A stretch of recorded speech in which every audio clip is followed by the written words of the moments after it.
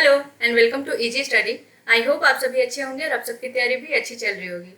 आज हम डिस्कस करने वाले हैं मार्च 2023 के मोस्ट इंपॉर्टेंट करंट अफेयर्स का पार्ट 9। अगर आपने प्रीवियस पार्ट्स नहीं देखा है तो लिंक मैंने डिस्क्रिप्शन बॉक्स में दे दिया है, जरूर देख लीजिएगा। एंड इस वीडियो का पीडीएफ आपको मेरे टेलीग्राम चैनल पर मिल जाएगा। टेलीग्राम चैनल का लिंक मैंने डिस्क्रिप्शन बॉक्स में दिया है, चैनल को जरूर ज्वाइन कर लीजिएगा। बिना किसी देरी के वीडियो को स्टार्ट करते हैं। Today's first question is Which country has reached a deal with European Union on post-Brexit trade rules that will govern Northern Ireland? Brexit के बाद के व्यापार नियमों पर कौन सा देश यूरोपीय संघ के साथ वास्तविक स्थिति में पहुंच गया है जो उत्तरी आयरलैंड को नियंत्रित करेगा?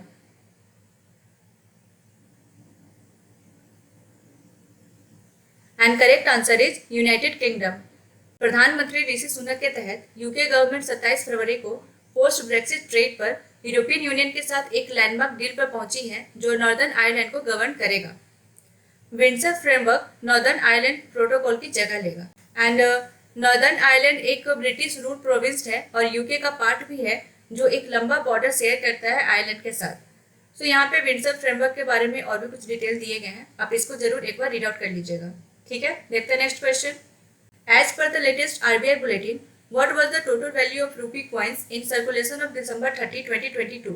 भारतीय रिजर्व बैंक के नवीनतम बुलेटिन के अनुसार 30 दिसंबर 2022 को प्रचलन में रुपए के सिक्कों का कुल मूल्य क्या था?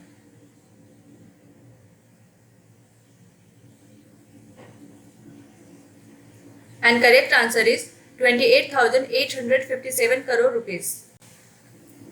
आरबीआई बुलेटिन के अनुसार 30 दिसंबर 2022 तक total value of circulation of रूपी कॉइन्स है 28,857 करोड़ रुपीस। एंड अगर पिछले कुछ सालों का फिगर देखें तो उससे यह 7.2% ज्यादा है। अभी ये न्यूज में इसलिए था क्योंकि आरबीआई एक पायलट प्रोजेक्ट बना रहा है QR code based coin vending machine पर in collaboration with the few leading banks.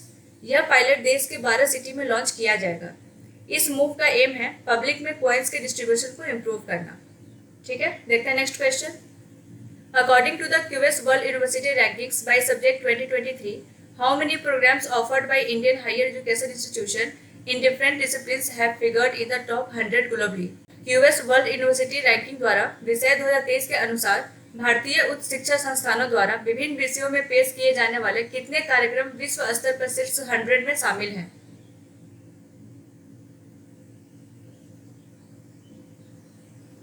And correct answer is 44। QS world subject rankings 2023 ने 44 इंडियन कोर्सेज को डिफरेंट डिसिप्लिन्स में रिलीज किया है जिसे ग्लोबली टॉप 100 में शामिल किया गया है। पिछले साल 35 इंडियन प्रोग्राम्स ने टॉप 100 में जगह बनाई थी। 13th edition of QS subject ranking में जो यूनिवर्सिटी को रैंक किया गया था वो टोटल 5 बॉर्डर एरियाज में किया गया था। Engineering and technology, arts and humanities, life sciences and medicine, natural science and social sciences and management. IIT Bombay के द्वारा जो मैथमेटिक्स प्रोग्राम ऑफर किया गया था उसने भी टॉप 100 में जगह बनाई है एंड वो 92nd पोजीशन पे था। आईआईटी दिल्ली का जो इलेक्ट्रिक इंजीनियरिंग प्रोग्राम है वो ग्लोबली 49 पोजीशन पे है। एंड सिर्फ इंडियन यूनिवर्सिटी ही है जिसने परफेक्ट स्कोर किया है 100 out of 100 in both citation पर पेपर और एच इंडेक्स में। India second most represented country है एशिया में जहाँ 66 यूनिवर्सिटीज को रैंक किया गया है एंड फर्स्ट नंबर पे है चाइना। ठीक है, देखते हैं next question. Which of the following has released a report title triple threat? निम्नलिखित में से किसने ट्रिपल थ्रेट शीर्षक से एक रिपोर्ट जारी की है?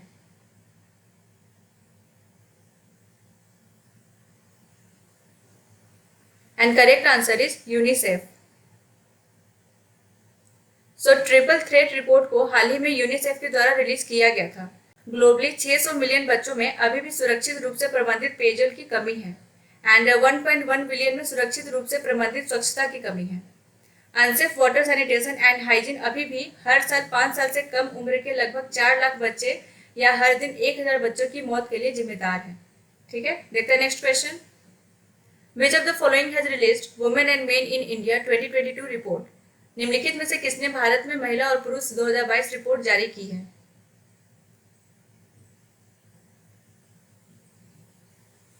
And correct answer is ministry of statistics and programme implementation. हाल ही में ministry of statistics and programme implementation ने women and men in India 2022 report release किया है। 2017-19 में जन्म के समय का सेक्स रेशियो 904 था जो कि 2018-20 में 907 हो गया। इंडिया का सेक्स रेशियो प्रति 1000 पुरुष पर महिला 2036 तक 952 तक सुधरने की उम्मीद है, जो 2011 में 943 से काफी अधिक है। ठीक है, देखते हैं next question. Which day is celebrated as the international day of forest? किस दिन को अंतरराष्ट्रीय वन दिवस के रूप में मनाया जाता है?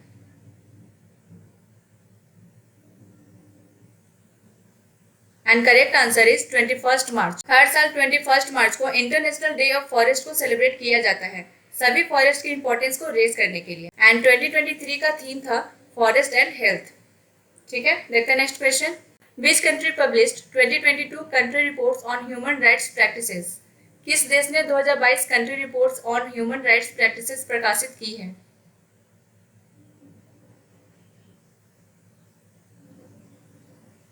And correct answer is USA. So country report on human rights practices एक एनुअल पब्लिकेशन है यूएसए के बाहर के देशों और क्षेत्रों में ह्यूमन राइट्स की कंडीशन पर, जो अमेरिकी कानून द्वारा अनिवार्य रूप से यूएसए के राज्य विभाग के लोकतंत्र, मानवाधिकार और ब्यूरो ऑफ डेमोक्रेसी द्वारा प्रस्तुत किया जाता है। ठीक है, देखते हैं next question. Who has become the first foreign investor in the union territory of Jammu and Kashmir?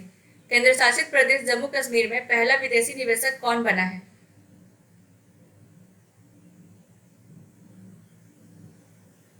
And correct answer is MR group. So Dubai की एमआर प्रॉपर्टीज श्रीनगर में 10 लाख स्क्वायर फीट का एक मॉल बनाने जा रही है, जिससे यह जम्मू एंड कश्मीर में पहला प्रत्यक्ष विदेशी निवेश बन जाएगा। श्रीनगर मॉल के लिए आधारशिला रखी गई थी, जिसे यूएई स्थित निर्माण कंपनी एमआर समूह द्वारा श्रीनगर के बाहरी इलाके सेमपोरा क्षेत्र में बनाया जाना। एंड यह जो 250 करोड़ रुपीस का प्रोजेक्ट है, यह 1 million square feet of area में बनाया जाएगा एंड 2026 तक यह बनकर रेडी हो जाएगा। ठीक है, देखते हैं next question. Which state was the key state partner of the third annual edition of the International SME Convention 2023, organized jointly by the Ministry of MSME and Ministry of External Affairs?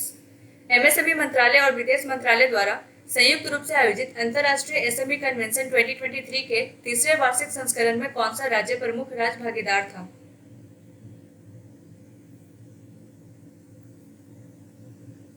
And correct answer is Madhya Pradesh. So international SME convention 2023 का third annual edition MSME and ministry of external affairs India SME forum द्वारा भारत सरकार के साथ संयुक्त रूप से आयोजित किया गया था।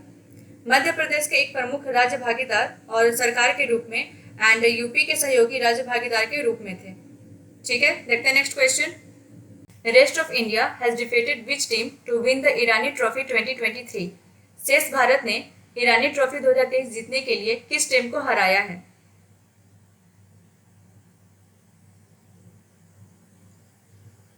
And correct answer is Madhya Pradesh. Irani cup 2023 के फाइनल में टीम रेस्ट ऑफ इंडिया ने अपना दबदबा कायम रखते हुए इंडियन डोमेस्टिक टूर्नामेंट में अपनी 30वीं खिताबी जीत हासिल की। उसने मध्य प्रदेश को 238 रन से हराया। ईरानी कप लेट जे.आर. ईरानी के नाम पर 1959-60 में पेश किया गया था और यह रणजी ट्रॉफी विनर्स और रेस्ट ऑफ इंडिया जाने वाले एक ट्रेडिशनल 5-डे मैच है। ठीक है, देखते हैं next question. Which state has recently passed advocates protection bill 2023? हाल ही में किस राज्य ने अधिवक्ता संरक्षण विधेयक 2023 पारित किया है?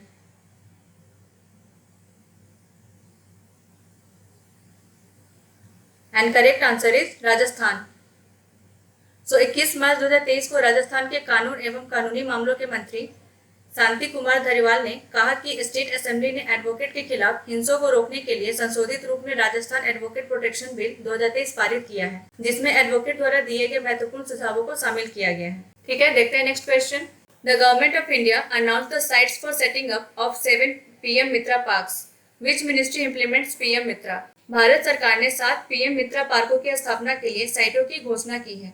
कौन सा मंत्रालय पीएम मित्रा को लागू करता है?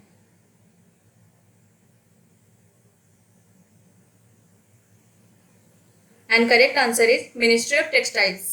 सो गवर्नमेंट ऑफ इंडिया ने टेक्सटाइल इंडस्ट्री के लिए 7 mega integrated textile reason and apparel park स्थापित करने के लिए साइट्स की घोषणा की है। एंड यह पार्क तमिलनाडु, तेलंगाना, गुजरात, कर्नाटका, मध्य प्रदेश, उत्तर प्रदेश एंड महाराष्ट्र में सेटअप किया जाएगा। ठीक है, देखते हैं next question. Geoffrey Bawa, it is essential to be there exhibition was inaugurated to mark 75 years of bilateral relation between India and which country? Bharat और किस देश के बीच 75 साल के द्विपक्षीय संबंधों को चिन्हित करने के लिए Geoffrey Bawa it is essential to be there प्रदर्शनी का उद्घाटन किया गया?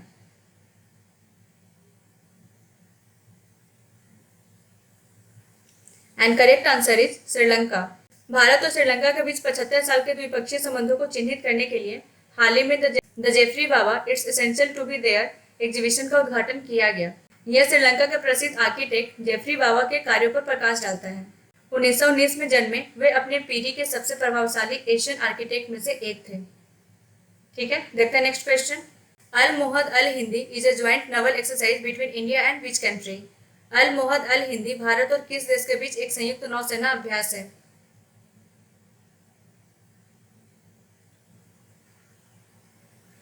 And correct answer is Saudi Arabia. Indian navy forces and royal Saudi Naval forces ने हाल ही में अपकमिंग ज्वाइंट नवल एक्सरसाइज अल मोहद अल हिंदी 2023 की तैयारियों को अंतिम रूप देने के लिए मुंबई में मुलाकात की, जो मई 2030 में जुबैल सऊदी अरबिया में होने वाला है। एंड यह इस तरह का सेकेंड एक्सरसाइज है दोनों कंट्रीज के बीच, एंड लास्ट टाइम यह अगस्त 2021 में हुआ था। ठीक है, देखते हैं next question. Vibhuti Bhushan wildlife sanctuary is located in which state? Vibhuti Bhushan वन्य जीव अभयारण्य किस राज्य में स्थित है?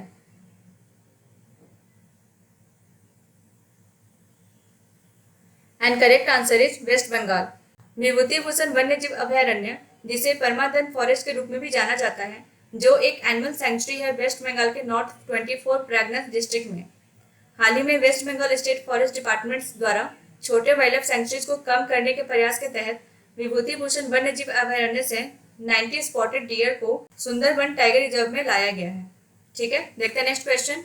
विच of the following has launched ATL Sarathi, a comprehensive self monitoring framework to strengthen the ecosystem of Atal tinkering labs? निम्नलिखित में से किसने अटल टिंकरिंग लैब्स के पारिस्थितिकी तंत्र को मजबूत करने के लिए एक व्यापक स्वनिगरानी ढांचा ATL सारथी लॉन्च किया है?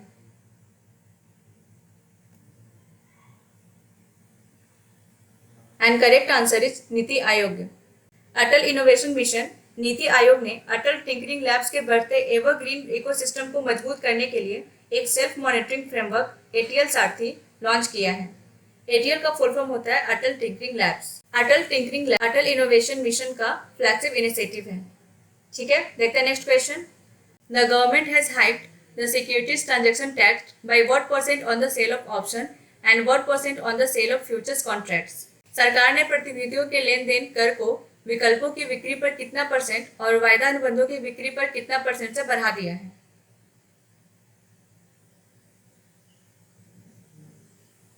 And correct answer is 23.52% and 25%। सो सरकार ने हाल ही में फ्यूचर कॉन्ट्रैक्ट की सेल पर STT यानी कि सिक्योरिटीज ट्रांजैक्शन टैक्स में 25% और सेल ऑफ ऑप्शन की सेल पर 23.52% की बढ़ोतरी की है। सो अब जानते हैं कि यह सिक्योरिटीज ट्रांजैक्शन टैक्स होता क्या है। यह भारत में मान्यता प्राप्त स्टॉक एक्सचेंजेस में लिस्टेड सिक्योरिटीज की खरीद और बिक्री पर लगने वाला डायरेक्ट टैक्स है। यह गवर्नमेंट ऑफ इंडिया द्वारा लगाया और एकत्र किया जाता है। भारत में सिक्योरिटीज ट्रांजैक्शन टैक्स को 2004 में विभिन्न प्रकार की सिक्योरिटीज में ट्रांजैक्शन के लिए पेश किया गया था। इक्विटी एंड इक्विटी डेरिवेटिव जैसे F&O से जुड़े सभी शेयर बाजार लेन देन पर सिक्योरिटी ट्रांजैक्शन टैक्स के तहत टैक्स लगाया जा सकता है। ठीक है, देखते हैं नेक्स्ट क्वेश्चन। सीखो और कमाओ scheme is implemented by which ministry? सीखो और कमाओ योजना किस मंत्रालय द्वारा कार्यान्वित की जाती है?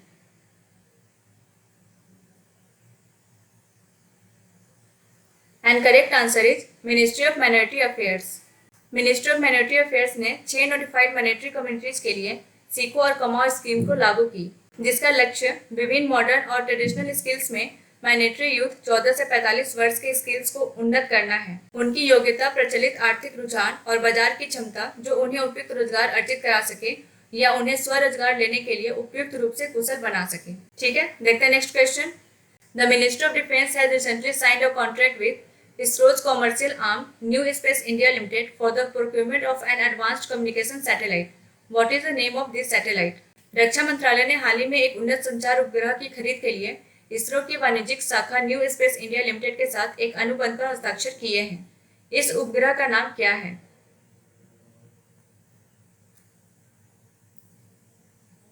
And correct answer is GSAT-7B।